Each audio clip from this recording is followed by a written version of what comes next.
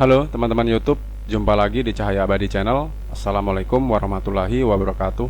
Baiklah teman-teman, pada kesempatan kali ini kita akan memperbaiki bumper dari Honda Brio ya, warna grey.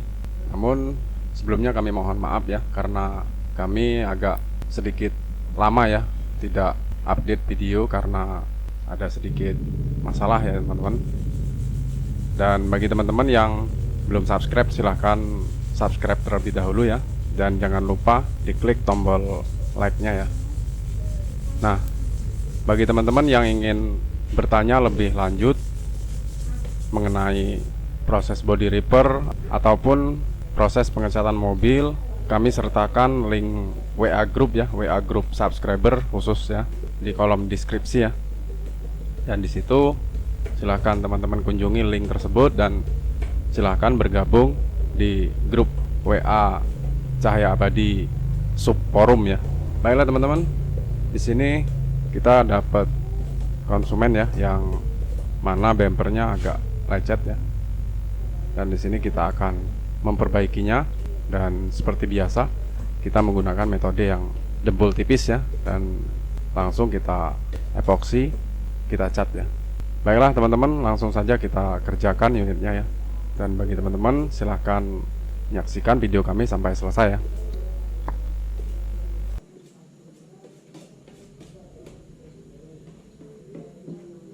Baiklah teman-teman, untuk pendempulan tipis seperti ini sebenarnya boleh teman-teman tidak menggunakan epoksi, asalkan teman-teman bisa menggunakan dempul kombi ya, atau yang biasa disebut dengan lesonal ya. Nah, lesonal sebenarnya itu bisa menutupi pori-pori dempul dan juga bisa digantikan sebagai epoksi ya. Akan tetapi jangan terlalu dihabiskan waktu proses pengamplasan dempul kombinya ya, karena jika terlalu dihabiskan maka dempulnya akan ikut teramplas ya teman-teman. Jika dempulnya teramplas, bukan tidak mungkin dempul kombinya akan hilang dan kombinasinya juga akan hilang ya. Jadi dempul tidak tertutup dengan dempul lesonalnya tadi ya. Sedangkan lesonal tersebut sebagai kombinasi dari dempul ke lapisan cat ya. Karena jika dempul tidak dilapisi dengan kombinasi atau epoksi, maka cat akan meresap masuk ke dalam dempul. Suatu saat nanti dempulnya akan kembali ngangkat ya ke permukaan cat ya. Jadi itu yang dinamakan catnya ngedrop ya, catnya ngisep ya. Sehingga jika dibiarkan lama-kelamaan maka akan timbul seperti pulau ya, atau seperti peta. Kalau dilihat sekilas itu gejala-gejalanya agak ngusem, lalu dia akan timbul dempulnya ya. Maka catnya akan sangat buruk ya nantinya ya. Nah, itu jika kita tidak mau melakukan epoksi pada dempul ya. Namun jika kita tidak memiliki lesonal atau dempul kombi, atau sering juga disebut dengan spot putty, kita sebaiknya menggunakan epoksi ya teman-teman. Itu lebih aman ya.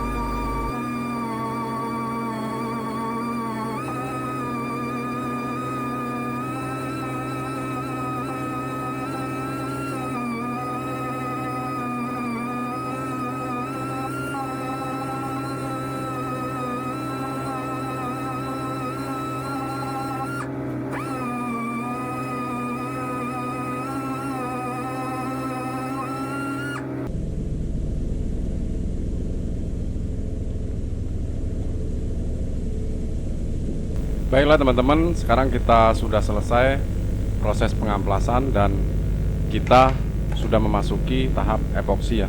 Dan untuk epoksi saya menggunakan Belcoat View 2K Surfacer ya. Dengan epoksi ini kita lebih cepat proses pengerjaan ya teman-teman. Karena epoksi ini sangat cepat kering dan sangat keras ya. Jika kita ingin melakukan body repair hanya sol atau hanya tambal sulam, ini sangat cepat ya teman-teman. Bisa dikerjakan dalam waktu hitungan jam saja ya. Namun jika kita menggunakan epoksi yang lambat kering, itu kita tidak akan bisa melakukannya dengan waktu yang singkat ya. Durasinya agak lama ya. Karena epoksi biasa rata-rata memerlukan waktu kurang lebih selama 6 jam ya, baru bisa diamplas, baru bisa kering maksimal ya. Namun untuk epoksi ini cukup 30 menit kita bisa langsung amplas ya, dan bisa langsung timpa cat ya, tidak menunggu waktu lama ya.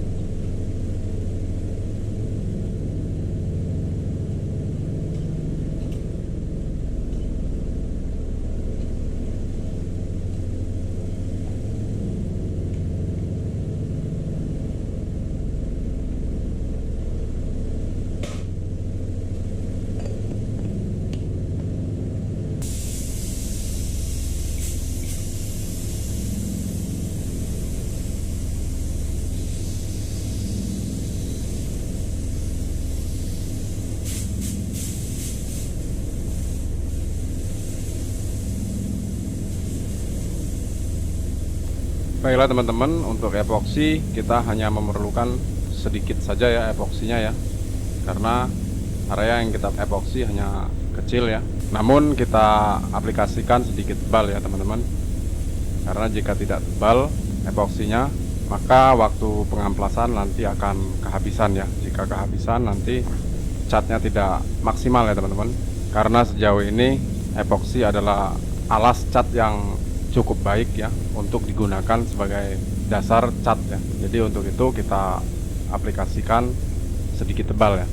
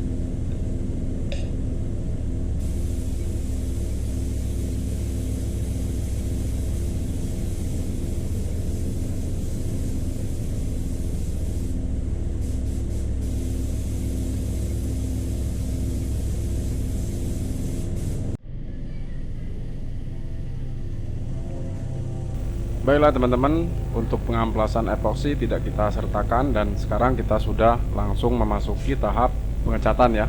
Nah, sebelum tahap pengecatan kita bersihkan menggunakan degreaser ya teman-teman. Nah, di sini sebenarnya sedikit ingin saya jelaskan ya teman-teman mengenai degreaser ini ya. Ada sebagian orang bilang ini hanya gaya saja ya, gaya saja, bengkel kaki lima kok make degreaser segala katanya kan. Ada yang bilang begitu. Itu nggak ada pengaruh mengenai hasil pengecatan. Ada juga yang bilang seperti itu ya.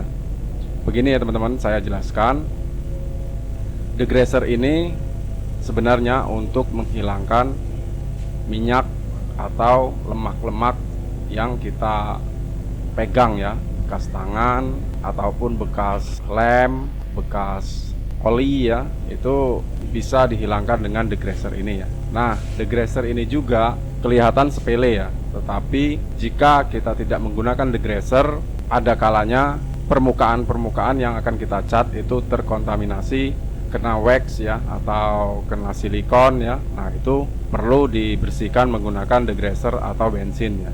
Namun untuk degreaser sendiri sebenarnya itu tidak mempengaruhi masalah harga ya.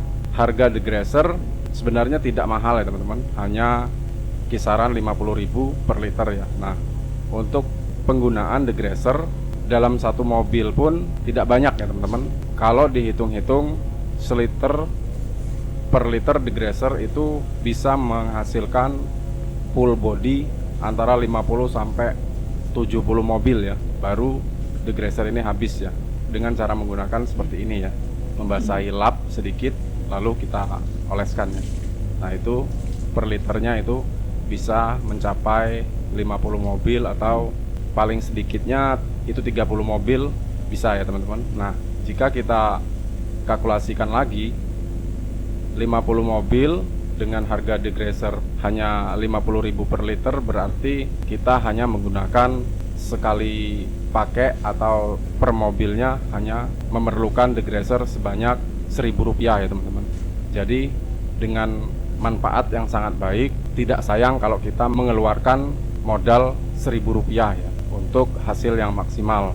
Jadi bagi orang-orang di luar sana yang bilang masalah degreaser nggak penting, nah itu perlu dipertimbangkan lagi ya teman-teman.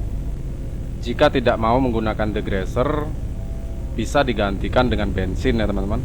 Namun yaitu ya, bensin harus murni, jangan sampai bensin campur ya. Nah, untuk bensin sendiri, apakah kita bisa memastikan bensin tersebut memang benar-benar murni ya, atau tidak tercampur dengan bahan lainnya ya, oli atau sejenisnya ya? Karena jika kita mau membeli bensin asli itu harus mengantri di pom bensin ya, tidak bisa membeli eceran ya. Nah, itu juga sangat menyita waktu kita ya.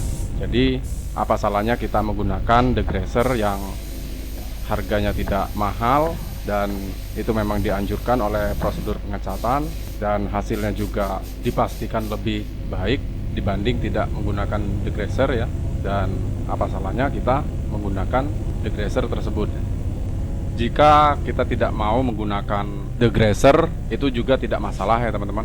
Namun persentase resiko kegagalan itu lebih tinggi ya teman-teman. Apalagi jika bengkel kita kecil lokasinya, sehingga debu poles akan mengenai mobil yang sudah bersih ya, siap dicat ya. Nah, itu resikonya sangat tinggi ya. Biasanya 3-1 ya resiko kegagalannya. 3 berhasil, 1 gagal ya. Nah, jika ada kegagalan seperti itu cukup besar biayanya ya teman-teman. Biaya cukup besar dan waktu juga cukup menguras tenaga ya. Jadi kita rugi 2 kali ya. Apalagi jika tukang poles tidak paham dengan hal tersebut ya. Jadi dia akan membersihkan busa poles di sembarang tempat. Setelah itu tangan bekas silikon akan pegang sana pegang sini ya. Jadi itu sangat berisiko ya teman-teman.